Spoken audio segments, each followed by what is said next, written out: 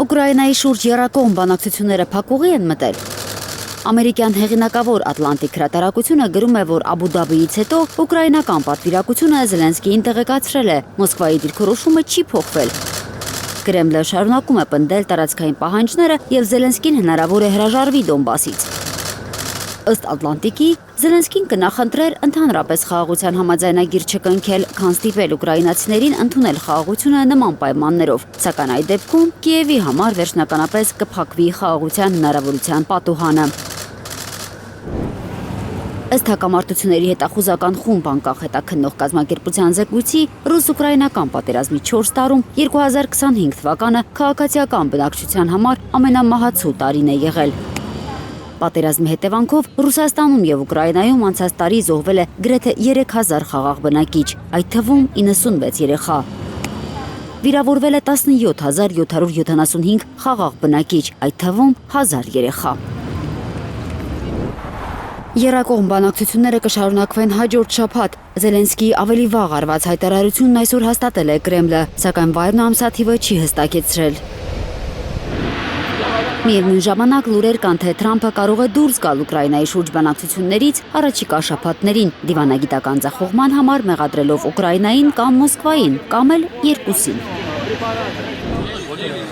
Բանակցությունների սեղանի շուրջ տեղ է ուզում Ֆրանսիան, Եվրոպայի բարգավաճման եւ անվտանգության համար։ Փարիզը եվրոպացի գործընկերներին կոչ է արել հստակեցնել դիրքորոշումները Մոսկվայի հետ կարևոր զրույցից առաջ։ Մենք ուզում ենք անվտանգության երաշխիքներ Ուկրաինայի համար, բայց նաև ինչ-որ բան ենք ուզում եվրոպացիների համար։ Ուկրաինան պաշտպանում է իր տարածքը, ուստի բանակցություններ է վարում տարածքային հարցերի շուրջ։ Եվրոպացիները, կամավորների կոալիցիայի բոլոր անդամները, անվտանգության երաշխիքներ են տրամադրում։ Բայց մենք եվրոպացիներս նույնպես քննարկելու բաներ ունենք։ Պետք է պատրաստ լինենք ճիշտ պահին ռուսների հետ քննարկման։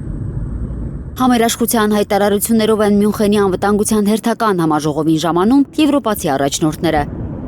Նրանցից 6-ը պոլիտիկոին ասել են, որևէ ակնկալիք չունեն, թե ինչ-որ արդյունքի կհասնեն Ուկրաինայի շուրջ։ Անցած տարի ԱՄՆ փոխնախագահ Վենսի Մյունխենյան աղմկահարույց ելույթից հետո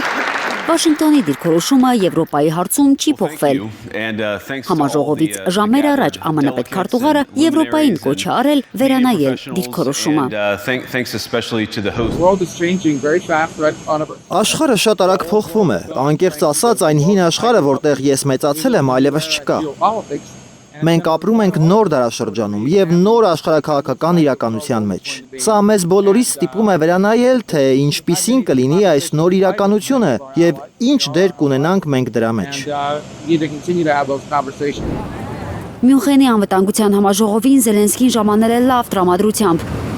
Իր տելեգրամում նա գրել է, որ գործընկերների հետ կքննարկի մի շարք անվտանգային ծրագրեր, այդ թվում անօդաչու թռչող սարքերի արտադրության ոլորտում առաջին ուկրաինա-գերմանական գործընկերությունը։ Սովինար Բարխուդարյան, Անի Ղանդիլյան, Հայլուր։